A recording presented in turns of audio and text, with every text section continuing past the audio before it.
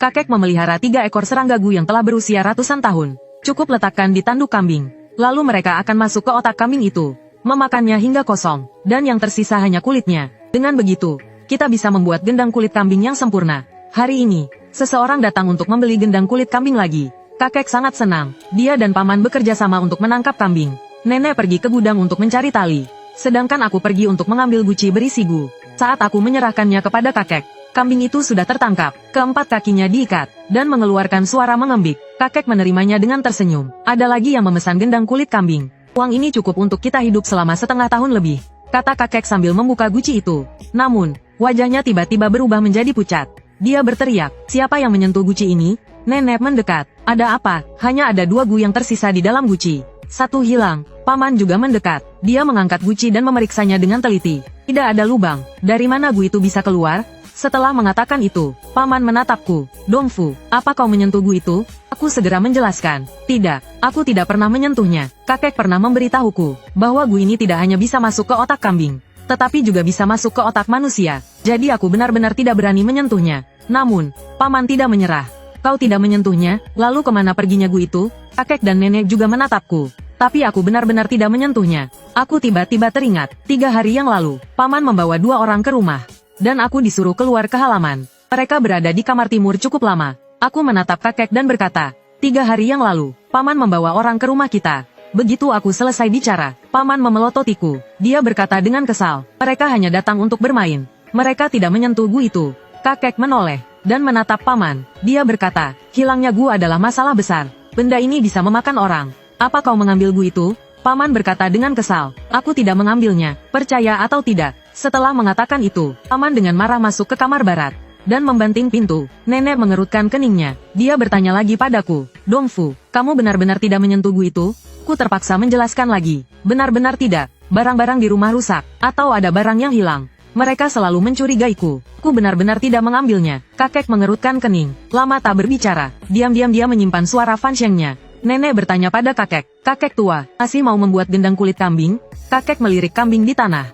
Dia berkata, nanti saja. Aku harus menemukan gu itu dulu. Nenek berkata, di mana kau akan mencarinya? Bertanya dari rumah ke rumah. Setelah mengatakan itu, kakek keluar dari halaman. Nenek melepaskan ikatan kambing di tanah dan memasukkannya kembali ke kandang. Lalu dia pergi ke gudang untuk memasak. Aku bosan, jadi aku bermain di halaman. Tiba-tiba, aku mendengar jeritan dari kamar barat. Itu suara paman. Aku segera berlari ke kamar barat, dan melihat paman berguling-guling di lantai kesakitan. Ada lubang darah di lengan kirinya, seukuran kuku jari, terus mengeluarkan darah. Nenek juga berlari ke kamar barat. Ada apa ini? Paman berteriak. Gu itu masuk ke lenganku. Nenek hampir pingsan. Dia menyuruhku mencari kakek. Aku segera berlari keluar. Untungnya, kakek belum pergi jauh. Saat kakek dipanggil pulang, lengan kiri paman sudah menghitam dan memerah. Terlihat jelas, gu itu sedang memakan daging dan darahnya. Kakek segera berkata padaku, Dongfu, ambilkan kapak. Aku berlari lagi ke gudang untuk mengambil kapak. Kakek memegang lengan kiri paman dan berkata dengan lantang, Chuanzi, kita harus menyelamatkan nyawamu. Paman gemetar kesakitan. Wajahnya pucat pasi dan berkata, cepat potong, aku akan mati.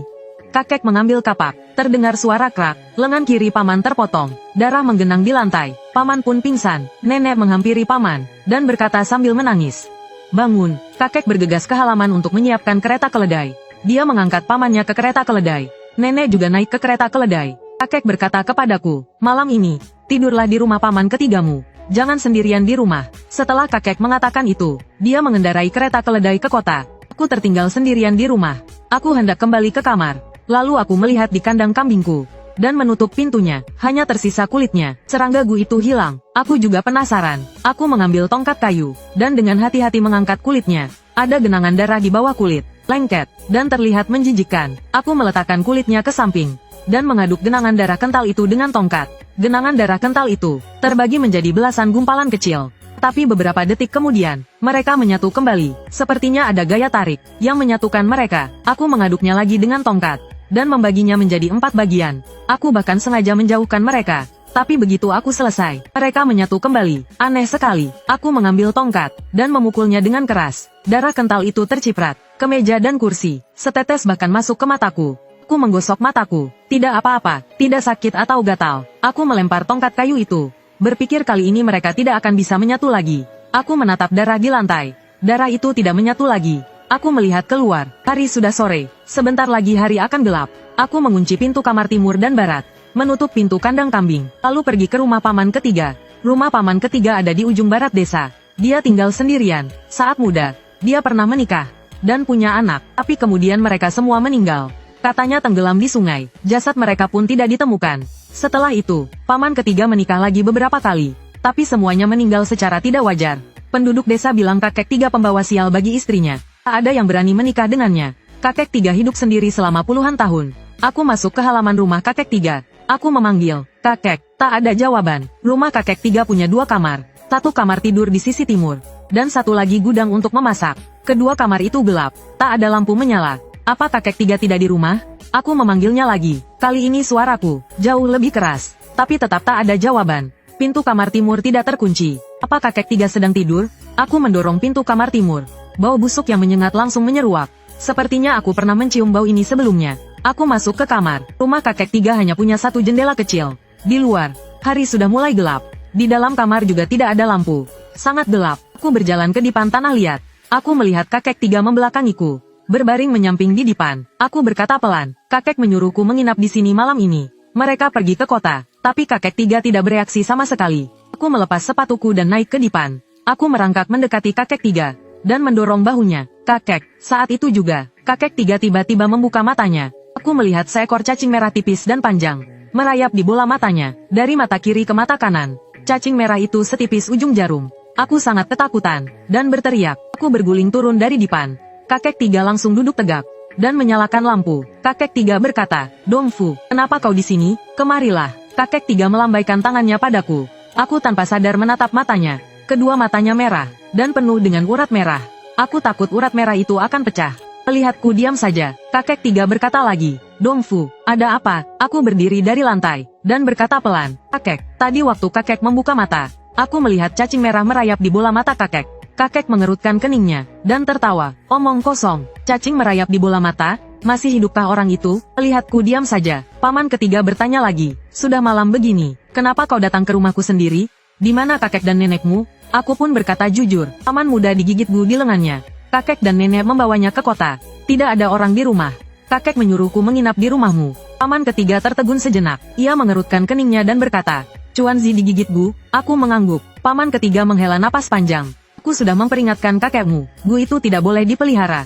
Tapi kakekmu tidak mendengarkan. Sekarang lihat, lengan Chuanzi sampai digigit. Paman ketiga duduk dari tempat tidurnya. Ia menghela napas beberapa kali. Entah apa yang dipikirkannya. Lalu paman ketiga melemparkan selimut dan celana padaku. Tidurlah. Aku masih agak takut. Dan naik ke dipan tanah dengan hati-hati. Paman ketiga tertawa dan berkata, untuk apa menjauh dariku? Aku tidak akan memakanmu. Setelah mengatakan itu, paman ketiga menarik selimutku ke dekatnya. Kami jadi sangat dekat. Paman ketiga mematikan lampu. Ia berkata, tidurlah. Besok aku akan menjenguk Chuanzi. Paman ketiga cepat tertidur. Dengkurannya terdengar seketika. Tapi aku tidak bisa tidur. Aku tadi jelas-jelas melihat seekor serangga tipis dan panjang. Merayap di bola mata paman ketiga. Mungkinkah aku salah lihat? Ku duduk dengan hati-hati. Dan menoleh untuk melihat paman ketiga. Matanya terpejam. Napasnya berat. Mulutnya sedikit terbuka. Memperlihatkan beberapa giginya. Tidak ada yang aneh. Aku baru saja akan berbaring untuk tidur. Ketika kulihat mata kiri paman ketiga tiba-tiba terbuka. Mata kirinya dipenuhi pembuluh darah merah. Aku memanggilnya pelan. Paman ketiga. Paman ketiga tidak bereaksi lagi. Aku memperhatikan mata kirinya. Tiba-tiba, pembuluh darah merah di mata kirinya bergerak. Mataku terbelalak. Aku mendekat untuk melihat lebih jelas. Yang menempel di bola mata paman ketiga bukanlah pembuluh darah merah, melainkan serangga merah yang tak terhitung jumlahnya. Mereka bergerak perlahan. Kulihat merinding. Saat itu, mata kanan paman ketiga tiba-tiba terbuka. Mata kanannya juga sudah sepenuhnya memerah. Bahkan pupil matanya pun hilang. Tempat yang seharusnya menjadi pupil matanya. Saat itu, ada gumpalan daging merah.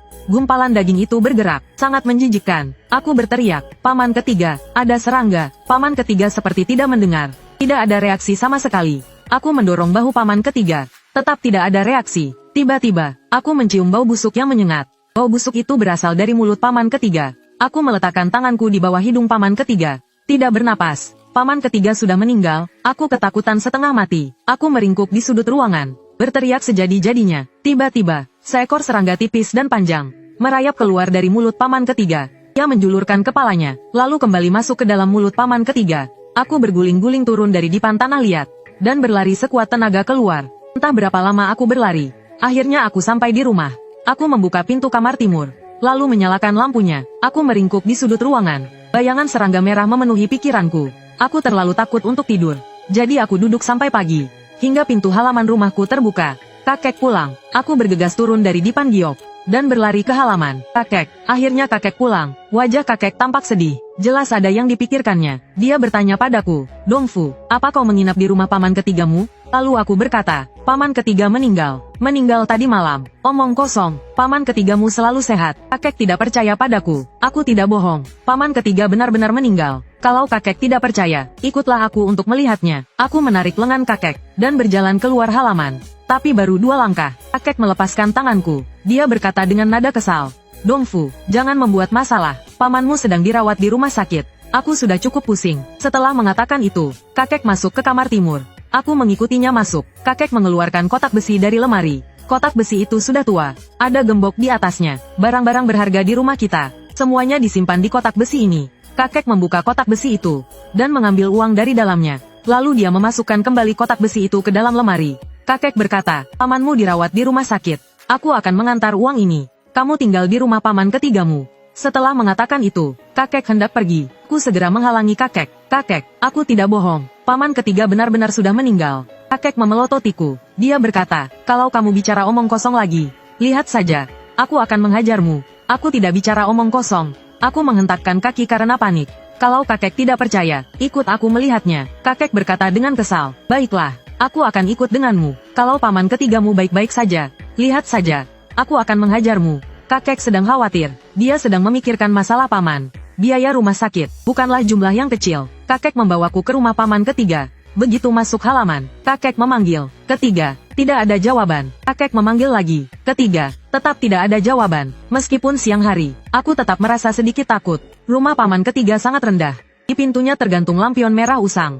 Terlihat menyeramkan. Aku memegang erat baju kakek dan berkata pelan, kakek, jangan panggil lagi. Paman ketiga sudah meninggal. Meninggal di kamar timur. Begitu aku selesai bicara, tiba-tiba terdengar suara paman ketiga dari kamar timur. Kenapa? Ada apa? Kakek memelototiku dan menendangku. Kakek menghadap ke kamar timur. Ketiga, aku harus pergi ke kota. Dongfu akan tinggal di rumahmu beberapa hari. Aku pergi dulu. Setelah mengatakan itu, kakek berjalan keluar halaman. Aku segera mengejarnya dan memegang erat lengan kakek. Kakek mengerutkan kening dan berkata, Dongfu, apa yang ingin kamu lakukan? Bisakah kamu sedikit mengerti? Pamanmu masih di rumah sakit. Menunggu aku membawakan uang. Aku menoleh ke ruang timur. Mencekam, aku tidak berani tinggal. Kakek, aku ingin ikut ke kota. Tidak bisa, rumah sakit tidak ada tempat untuk anak-anak. Kakek melepaskan tanganku. Dia hendak pergi. Aku tahu kakek sedang terburu-buru. Harus mengantarkan uang untuk menyelamatkan paman. Tapi aku benar-benar tidak berani tinggal di rumah kakek ketiga. Aku mati-matian tidak mau melepaskan tangannya. Kakek marah. Dia memukulku dengan keras. Lepaskan. Air mataku berlinang. Menatap kakek. Aku tidak berani melepaskan. Kakek berkata, kamu sudah besar. Bisakah kamu mengerti sedikit? Begitu kakek selesai bicara, aku mendengar suara pintu terbuka. Kakek ketiga keluar dari ruang timur. Kakek membawaku ke hadapan kakek ketiga. Kakek berkata, ketiga, mengapa wajahmu begitu pucat? Tatapan kakek ketiga keruh, tapi tidak seperti tadi malam. Ada guratan merah. Kakek ketiga berkata, aku kedinginan. Dongfu tinggallah di sini beberapa hari. Aku harus ke rumah sakit. Kakek ketiga menatapku. Sepertinya dia mengamatiku. Dia tersenyum dan berkata, baiklah, berapa hari pun boleh. Dia bertanya, apakah kondisi Chuanzi sudah membaik? Kakek menghela nafas. Dia berkata, kehilangan satu lengan. Tidak tahu bagaimana hidupnya nanti. Kakek menyerahkanku pada kakek ketiga dan langsung pergi. Aku berteriak, aku ikut denganmu. Aku mencoba melepaskan diri dari tangan kakek ketiga. Tapi dia mencengkeramku erat-erat. Kujangnya menancap di dagingku. Aku menoleh ke kakek ketiga. Mata yang tadinya keruh, kini dipenuhi serangga merah. Wajahnya juga menunjukkan senyum menyeramkan. Dongfu, masuklah ke dalam denganku. Kakek ketiga menarik lenganku dan menyeretku ke ruang timur. Aku meronta-ronta sekuat tenaga. Melihat punggung kakek menjauh, aku tidak boleh masuk ke ruang timur. Jika masuk, kemungkinan besar aku akan mati. Aku pernah mencium bau busuk dari tubuh kakek ketiga. Dalam kepanikan, aku berteriak ke arah kakek yang berjalan menjauh. Kakek, kek, aku menemukan gunya. Benar saja, kakek berhenti. Dia menoleh ke arahku. Kau menemukannya di mana? Aku sudah tahu. Kakek sangat peduli dengan gu itu. Dia pasti akan kembali. Kakek kembali ke arahku. Masuk ke halaman. Paman ketiga melepaskan tanganku. Dia menatapku dengan tatapan tajam. Aku bersembunyi di belakang kakek dan berbisik, di kamar barat. Aku sudah memasukkannya ke dalam toples. Kakek melirikku, lalu menatap paman ketiga. Ketiga, aku akan membawa Dongfu pulang dulu. Nanti aku suruh dia kembali ke sini. Paman ketiga tersenyum masam dan berkata, baiklah, nanti juga tidak apa-apa. Setelah mengatakan itu, paman ketiga berbalik dan masuk ke kamar timur. Gerakannya kaku dan lambat, seperti kambing tua. Kakek membawaku pulang. Begitu masuk halaman, dia bertanya, Gunya di mana? Aku berbisik, Gunya tidak ketemu. Wajah kakek langsung berubah menjadi muram. Dia menendangku. Kau ini kenapa? Setelah memarahiku, kakek naik ke kereta keledai dan pergi keluar halaman. Aku berlari kecil mengikutinya, sambil berteriak, aku ikut kakek. Kakek tidak berniat berhenti. Kereta keledai pun melaju semakin kencang. Akhirnya kakek hanya berkata, tinggallah di rumah paman ketigamu. Sesampainya di ujung desa, aku sudah tidak kuat berlari lagi, dan terpaksa berhenti. Aku hanya bisa melihat kereta keledai itu semakin menjauh. Aku merasa sedih, dan sakit hati. Aku berjongkok dan menangis. Entah sudah berapa lama aku menangis. Air mataku pun sudah kering, tetapi kakek tidak juga kembali. Akhirnya aku pulang sendiri. Begitu masuk halaman, aku melihat pintu kandang kambing terbuka. 2 ekor kambing keluar dari kandang. Mereka minum air di halaman, dan tidak berniat pergi. Aku mengambil tongkat kayu, dan menggiring mereka kembali ke kandang. Lalu aku mengunci pintu kandang. Aku masuk ke kamar timur. Ada bau apek di dalam kamar. Sangat tidak enak. Aku membuka semua jendela dan pintu untuk ventilasi. Rangka atap kamar timur rumahku terbuat dari beberapa batang kayu bulat. Setiap kali hujan, akan ada bau apek dari kayu. Hujan baru turun 2 hari yang lalu. Bau apeknya sangat kuat akhir-akhir ini. Aku duduk melamun di depan tanah liat. Tidak lama kemudian, aku mulai mengantuk. Lagi pula, aku tidak tidur semalaman kemarin. Aku langsung tidur di depan tanah liat. Saat aku membuka mata lagi, hari sudah gelap, cahaya bulan masuk melalui jendela. Aku hampir tidak bisa melihat perabotan di dalam kamar. Aku baru saja duduk, lalu melihat pintu gerbang rumahku didorong terbuka. Sesosok orang masuk, sosok itu membungkuk. Cara berjalannya kaku. Itu Paman San. Aku segera menutup pintu kamar timur, dan menutup jendela. Tapi Paman San tidak menuju ke kamar timur, melainkan masuk ke kandang kambing. Tidak lama kemudian, aku mendengar teriakan kambing yang mengerikan. Teriakan itu sangat menakutkan. Aku segera turun dari depan tanah liat, membuka lubang ruang bawah tanah rumahku, dan masuk ke dalamnya. Ruang bawah tanah rumahku menyimpan barang-barang yang tidak terpakai, dan beberapa pisau dapur berkarat. Aku meringkuk di sudut ruang bawah tanah, berdoa agar Paman San tidak masuk ke rumah. Tidak lama kemudian, teriakan kambing berhenti. Aku mendengar suara pintu didorong. Paman San tetap masuk ke rumah. Aku mencium bau busuk yang tidak enak lagi, seperti daging busuk. Dongfu. Paman San memanggil namaku. Suaranya serak, terdengar aneh. Aku menutup mulutku dengan tangan, tidak berani bersuara. Tiba-tiba, papan kayu yang menutupi ruang bawah tanah digeser. Kepala Paman San masuk. Dia melihatku. Dia tersenyum padaku. Aku sangat ketakutan. Seluruh tubuhku lemas, bahkan tidak bisa bersuara. Tapi mataku tetap menatap lubang ruang bawah tanah. Takut Paman San akan turun.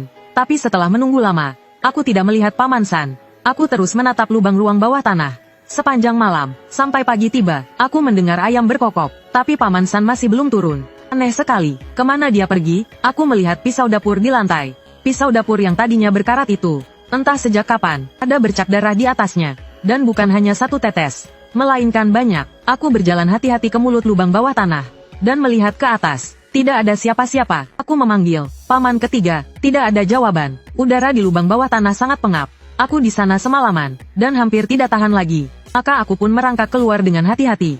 Perabotan di rumah tidak berubah, tetapi ada beberapa jejak kaki di lantai. Jejak kaki yang besar, sepertinya jejak kaki Paman ketiga. Hari sudah pagi. Aku tidak terlalu takut lagi. Aku ingat Paman ketiga masuk ke kandang kambing tadi malam. Entah bagaimana keadaan kambing-kambing itu. Aku berlari ke kandang kambing. Semua kambing di kandang hilang. Hanya ada mayat Paman ketiga. Lebih tepatnya, selembar kulit manusia tergeletak di tanah. Isi tubuh Paman ketiga telah dimakan habis. Aku ketakutan setengah mati. Aku berguling-guling keluar dari kandang kambing. Paman ketiga sudah mati, dan kambing-kambing di rumah juga hilang. Ketika kakek dan nenek pulang, mereka pasti akan membunuhku. Aku takut. Aku segera berlari keluar halaman untuk mencari kambing-kambing itu. Setiap jalan di desa, sudah kujelajahi, tetapi aku tetap tidak melihat kambing-kambing itu. Kemana perginya kambing-kambing itu? Aku berjongkok di bawah pohon di ujung desa dan menangis. Kambing-kambingnya hilang, uang di rumah juga hilang. Aku menangis dari pagi hingga malam. Saat hari mulai gelap, aku melihat kakek di ujung desa. Dia kembali dengan kereta keledainya. Nenek dan paman bungsu juga ada di kereta keledai. Wajah mereka sangat pucat, terutama paman bungsu. Dia terlihat sangat kurus, seperti kulit pembalut tulang. Kakek melihatku menangis, dan bertanya, Dongfu, ada apa? Aku berkata pelan, Paman ketiga meninggal, dan semua kambing di rumah hilang. Kakek diam saja. Dia menghela nafas, dan tidak menyuruhku naik ke kereta keledai. Dia tidak mengatakan apa-apa, dan melanjutkan perjalanan dengan kereta keledainya, melewatiku. Aku tahu aku telah membuat masalah besar. Tapi bukan aku yang menghilangkan kambing-kambing itu. Tadi malam aku hampir kehilangan nyawaku. Aku mengikuti kereta keledai itu pulang. Kakek mengambil kulit paman ketiga dari kandang kambing, dan meletakkannya di tanah. Melihat itu, nenek berkata, "Kakek, kambing kita hilang. Bagaimana kita bisa membuat gendang kulit kambing sekarang? Si kecil masih butuh uang untuk pengobatannya." Paman duduk di kursi, wajahnya terlihat sangat lelah. Dia berkata dengan kejam, "Jika kita benar-benar tidak punya uang, jual saja Dongfu, karena dialah yang menghilangkan kambing itu." Saat paman mengatakan itu, dia tidak terlihat bercanda. Dia menatapku, seolah-olah menilai berapa harga diriku. Seolah-olah dia sedang memperkirakan berapa harga diriku. Aku melihat ke arah kakek. Aku akan senang jika kakek memarahi paman. Aku akan senang, tapi kakek tidak mengatakan apa-apa. Dia berjongkok di lantai, memeriksa kulit kakek buyut. Aku melihat ke arah nenek. Nenek cemberut, dan tidak berkata apa-apa. Paman berkata lagi, "Jangan melihat, kaulah yang paling tidak berguna di keluarga ini." "Beban saja," aku cepat-cepat menjawab. "Aku bukan beban." Paman tertawa, lalu berkata dengan mengejek, "Kau bukan beban. Lalu apa?" "Orang tuaku meninggal sejak dini. Mereka meninggal karena kecelakaan mobil. Kami mendapat banyak uang santunan. Kakek menggunakan uang itu untuk membeli kambing. Dan juga gu. Sejak saat itu, kehidupan keluarga kami menjadi lebih baik. Kami bisa makan sampai kenyang." Kakek melotot ke arah paman. Dan paman akhirnya diam. Kakek menarik napas dan berkata, "Aku akan memikirkan cara untuk masalah gendang kulit kambing. Kalian semua tidak perlu khawatir. Masuklah ke dalam." Kakek dan yang lainnya telah kembali. Jadi aku tidak takut lagi. Aku berlari ke kamar timur untuk bermain. Tiba-tiba, aku melihat diriku di cermin. Bola mataku memerah, dengan urat merah yang terlihat jelas. Tiba-tiba, wajah kakek buyut muncul di pikiranku. Apakah ini urat merah atau cacing merah? Aku mendekat ke cermin, tidak berani berkedip. Aku menatap urat merah itu. Tiba-tiba urat merah itu bergerak. Aku langsung merinding. Ada cacing di mataku. Aku berlari ke halaman, dan berteriak, "Ada cacing di mataku." Kakek menoleh ke arahku, dan berkata, "Kemari, biar kakek lihat." Aku berlari ke sisi kakek. Kakek mendekat dan melihat mataku. Katanya, "Mana ada serangga? Ngomong apa sih?" Paman juga memiringkan kepalanya melihatku. "Mana ada serangga? Lebay deh. Tadi aku jelas-jelas melihat serangga. Kenapa mereka tidak bisa melihatnya?" Aku berlari ke gudang untuk bertanya pada nenek. Nenek menghentikan pekerjaannya, lalu membuka kelopak mataku dengan tangannya. Tidak ada serangga. Aku kembali berlari ke kamar timur untuk bercermin. Mataku lebih merah dari sebelumnya. Tetapi serangga merah itu sudah hilang. Beberapa saat kemudian, nenek masuk membawa makanan. Paman duduk di depan tanah. Nenek berteriak keluar, "Kakek, makan." Paman menyela, "Bu, jangan teriak. Ayah sedang membuat gendang kulit domba." Nenek tertegun beberapa detik, dengan tatapan terkejut. Beberapa detik kemudian, ia kembali tenang. Nenek duduk di bangku, seolah bergumam, "Bisa berhasilkah?" Paman melirikku, dan berkata dengan ketus, "Kalau tidak berhasil, kita jual saja Dongfu. Membiarkan anak kecil begini juga percuma." Paman selalu kejam padaku, tetapi aku tidak menyangka dia ingin menjualku. Aku menatap nenek. Nenek meminum sup sayurannya tanpa berkata apa-apa. Aku berkata, "Kenapa kamu tidak menjual dirimu saja?" Paman tertawa terbahak-bahak, bahunya sampai bergetar. Nenek hanya bisa berkata, "Sudahlah, cepat makan." Keesokan paginya, sebuah gendang kulit domba muncul di halaman rumahku. Gendang kulit domba itu sangat besar. Kakek mengoleskan lemak domba di permukaan kulitnya, lalu menjemurnya di bawah sinar matahari. Aku ingin menyentuhnya, tetapi kakek memukul tanganku. Kakek meletakkan gendang kulit domba yang sudah jadi ke gerobak keledai. Dengan wajah sedih, ia berkata, "Aku akan mengantar gendang ini. Aku akan pulang nanti malam. Kalian hati-hati dengan Bu." Setelah mengatakan itu, kakek pergi dengan gerobak keledainya. Nenek masuk ke kamar timur, dan mengeluarkan botol kosong tempat Gu disimpan. Tiba-tiba nenek berteriak, "Mana 2 Gu di dalam botol ini? Kenapa hilang lagi? Siapa yang menyentuh Gu?" Meskipun nenek berkata kalian, tatapannya terus tertuju padaku, seolah yakin, bahwa akulah yang mengambil Gu. Paman bilang, "Beberapa hari ini aku di rumah sakit. Pasti Dongfu yang mengambilnya." Aku segera menjelaskan, "Tadi malam saat kalian pulang, Gu masih ada. Gu hilang hari ini. Aku tidak mengambil Gu." Paman memelototiku. Dengan kesal dia berkata, "Kau yang mengambilnya. Berani sekali kau berbohong." Setelah mengatakan itu, paman mengangkat tangannya hendak memukulku. Untungnya aku lari cukup cepat, dan menghindarinya. Nenek menghela nafas. Dengan cemas dia berkata, "Cepat cari Gu itu." Tapi paman berkata, "Aku tidak mau mencarinya. Benda itu terlalu mengerikan. Kalian saja yang mencarinya." Nenek masuk ke kamar timur untuk mencari Gu. Paman hanya duduk di bangku, berjemur di bawah sinar matahari. Tapi setelah mencari cukup lama, nenek tidak menemukan Gu. Dia sangat cemas hingga menghentakkan kakinya. Dia berkata, "Dongfu, apa kau benar-benar tidak menyentuh Gu itu?" Aku juga panik. Aku berteriak ke arah nenek. Aku benar-benar tidak menyentuhnya. Nenek terdiam beberapa detik, lalu dia berjalan ke arahku. dan memegang bahuku. Dia menatap mataku. Mungkinkah nenek melihat serangga itu? Aku bertanya, Nek, apa yang kau lihat? Tiba-tiba nenek menjadi sangat panik. Tangannya yang memegang bahuku gemetar. Dia berkata, Gu, ada telur Gu di matamu. Apa? Tidak mungkin. Gu itu sangat. Bagaimana bisa ada di mataku? Dengan ketakutan, nenek berkata, itu telur Gu. Begitu nenek selesai bicara, kakiku mulai lemas. Aku tidak bisa berdiri. Aku langsung jatuh terduduk di lantai. Paman juga mendekat, dan membuka mataku untuk melihat. Kenapa aku tidak melihatnya? Aku menangis terseduh-seduh. Nek, bagaimana sekarang? Aku tidak mau mati. Entah kenapa, aku teringat kondisi paman ketiga sebelum meninggal. Sangat mengerikan. Aku tidak ingin dimakan habis oleh Gu. Nenek mengelus kepalaku. Dia berkata, belum saatnya mati. Benda ini bisa memancingnya keluar. Mendengar kata-kata nenek, hatiku yang gelisah akhirnya tenang. Sampai malam hari, kakek pulang dari luar. Wajahnya tersenyum, seolah-olah menemukan uang. Paman bertanya, ada apa? Kau senang sekali? Kakek mengeluarkan setumpuk uang tebal dari sakunya. Dia meletakkan uang itu di depan tanah liat. Terjual dengan harga tinggi, cukup untuk biaya pengobatan Chuanzi. Paman tertawa, dia langsung meraih semua uang itu. Dengan tatapan serakah, nenek mengerutkan kening. Kali ini beruntung, lain kali belum tentu. Lebih baik jual saja gendang kulit kambing. Kakek melepas sepatunya dan naik ke dipan. Jual gendang kulit kambing apa? Benda itu tidak berharga. Hari ini aku bertanya-tanya di kota. Benda itu namanya gendang bunga. Mulai sekarang kita jual gendang bunga saja. Setelah mengatakan itu, kakek tersenyum. Dia menatapku. Dia bertanya, Dongfu, kenapa matamu merah sekali? Aku hendak berbicara, tetapi nenek mendahuluiku. 2 hari ini dia ketakutan oleh pamannya. Jadi kurang tidur. Paman berkata, Bu, bukankah ibu tadi bilang ada telur cacing di mata Dongfu? Nenek memelototi paman dan berkata, aku hanya menakut-nakutinya. Mana ada telur cacing? Nenek berkata lagi, sudahlah, simpan uangnya, tidurlah. Setelah mengatakan itu, nenek pergi menyiapkan selimut. Kakek duduk bersandar di dipan. Dia melambaikan tangannya padaku. Dongfu, kemari, biar kakek lihat matamu. Ku mendekat. Kakek membuka kelopak mataku dengan tangannya. Dia melihatnya lama sebelum melepaskanku. Tidak apa-apa, tidurlah lebih awal. Nenek mematikan lampu di kamar. Paman juga kembali ke kamar barat. Aku tidur di samping nenek. Dalam keadaan setengah tidur, aku mendengar seseorang bertengkar dengan suara pelan. Itu suara kakek dan nenek. Aku tidak berani membuka mata. Hanya bisa diam-diam mendengarkan. Kakek berkata, Chen Laosan dimakan habis oleh Gu. Itu balasannya. Kalau tidak begini, bagaimana cara membuat gendang kulit kambing? Chen tua ketiga yang dimaksud adalah paman ketiga. Jawab nenek. Kalau begitu jangan dibuat. Benda itu memang berbahaya. Kata kakek dengan kesal. Jangan ikut campur. Kalau berani menghalangi aku akan menjadikanmu gendang bunga. Keesokan paginya, kakek dan paman pergi. Hanya aku dan nenek yang tersisa di rumah. Nenek mengeluarkan seekor ular hitam dari keranjang bambu. Dia menghancurkan kepala ular hitam itu. Aku bertanya, Nek, kau sedang apa? Kata nenek, Dongfu, tutup matamu. Buka matamu hanya ketika aku menyuruhmu. Nenek memegang mangkuk, berisi setengah mangkuk darah ular hitam. Aku menuruti nenek, dan menutup mata. Aku mencium bau amis darah.